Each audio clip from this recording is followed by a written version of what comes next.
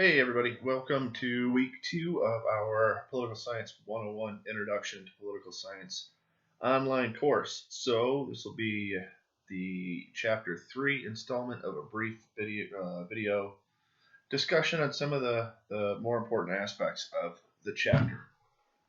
So this week we're going to start talking about social sciences broadly and political science more specifically. So social sciences. Okay.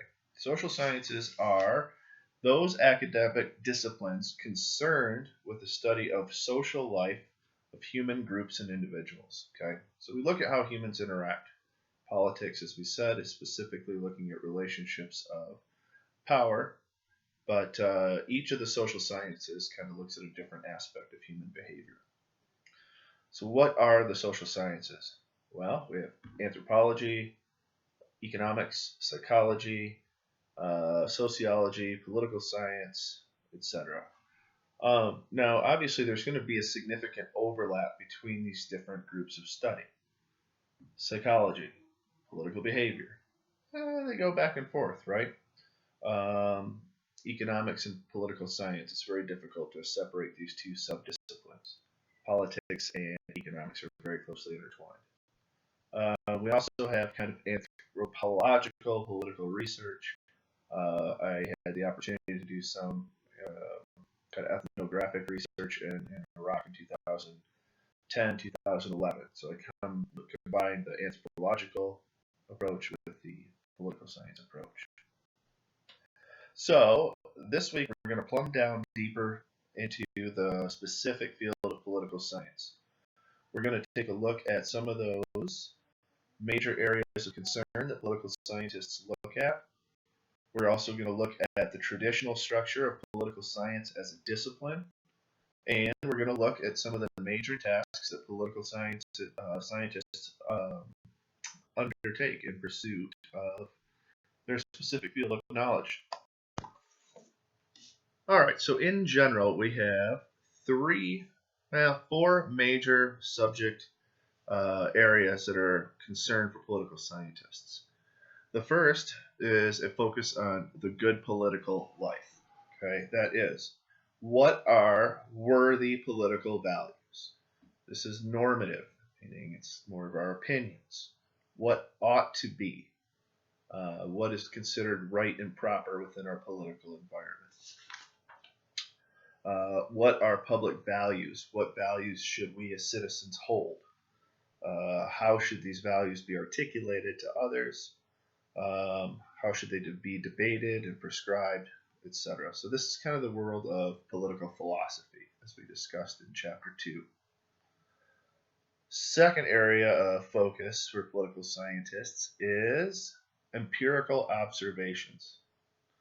So essentially this refers to our scientific methodology of human behavior. It's the science portion of political science. So, unlike the political philosophical side, here we're trying to identify what does the world really look like? How does it really operate? What has been?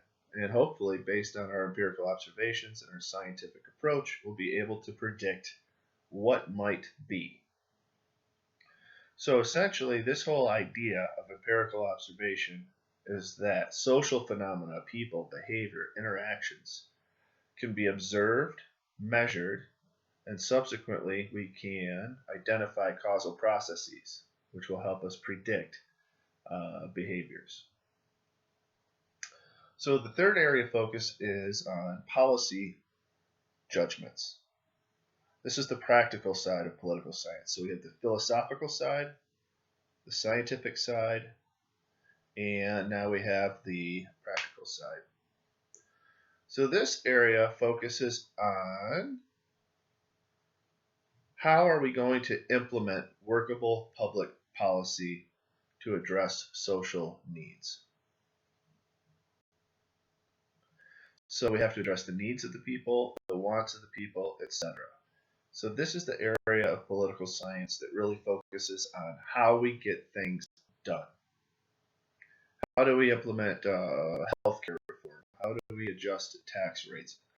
All of those sort of nuts and bolts activities fall under political policy judgments.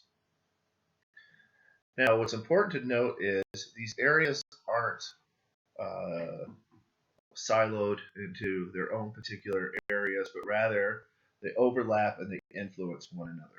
For example, we can't implement some sort of public policy decision without having an understanding of the empirical background of that particular policy area. We have to know what it is, measure it, etc., before we can actually make a good decision.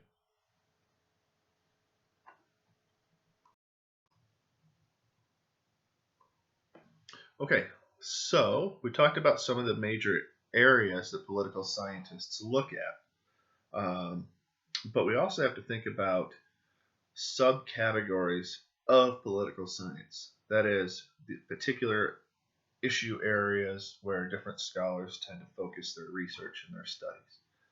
In political science, we can really divide it into 4 different categories. American government, where we study the United States government and U.S. public policy. International relations, where we look at the interactions between countries and other international actors, so those who are involved within our international state system. We have comparative politics, which is the study of internal processes of government in different countries. And as we mentioned before, we have political theory or political philosophy, which focuses on the normative questions of right, wrong, justice, etc. So let's talk about American politics first. So American government and politics focuses on how the governance system of the U.S. operates. So we have to think about our federated system of decentralized power. Okay, we have 3 levels of government. We have our overarching federal system. We have below that our 50 different state governments. And at the very lower level of government, we have our local authority, so county seats, things like this. In addition to American government, we're also going to study the structure of our federal system. And hopefully we all know that at the federal level we have an executive branch, which includes the president, and the main responsibility of that branch is to enforce or execute laws passed by the legislative branch. Okay, so legislative branch makes laws. And our third branch of government that we might explore in American government is our judicial system, which tends to oversee the constitutionality of legislative and executive decisions. So some other areas that those who study American politics might be interested in looking at would be things like elections. Okay, how do people choose candidates? How do they support particular issues? We might look at the behavior of members of Congress. Why do we have gridlock? Why do we have some legislation pass and some legislation not pass? We might look at judicial behavior. Why do Supreme Court justices rule in the ways that they do? So our next subfield would be international relations, which looks at how countries and other actors behave in the international system.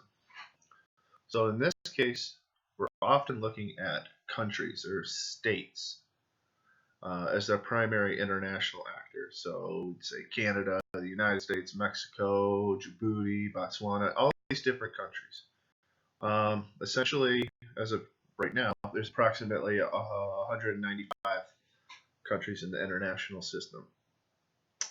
But in addition to states, we're also looking at actors like non-governmental organizations. So this would be like different nonprofit groups or aid organizations, intergovernmental organizations where the members are actually countries themselves. So this would be the United Nations, NAFTA, different organizations like this. But we also have to look at multinational corporations. So big major companies that can influence the behavior of different states. So what areas of focus might we see in international relations? Well, we might ask questions like, why do countries go to war? Why do some countries maintain peace? How do we establish peace? We might look at international environmental issues. So how do we limit carbon exhaust in different countries? We might focus on treaties between countries, not just military treaties, but economic treaties as well, environmental treaties. We might also look at the issues of global poverty and things like this. So this all kind of falls under that umbrella of international relations. We also have comparative politics. So this is the area of focus that I tend to really be interested in. And in comparative politics, we look at the governance structures and processes in countries around the world. And the reason that we look at these internal processes is to better understand the behavior of different states. So why does state A act in a particular way while state B doesn't? We try to isolate variables and subsequently identify causal mechanisms. So what are we going to focus on in this umbrella of comparative politics? Well, anything internal to a state. So we might look at ethnic politics. Why do we have genocides and ethnic cleansing in different countries? Civil war, revolution, different rights of women in different countries. We might look at how do we democratize different states, or why are some states totalitarian or authoritarian, etc. And our last branch, or political science, that we'll look at is that political philosophy or political theory, which is essentially the study of those fundamental questions of governance. What is the ideal relationship between government and the governed? What is democracy? What is anarchism, communism, etc.? We look at a lot of these different political theories.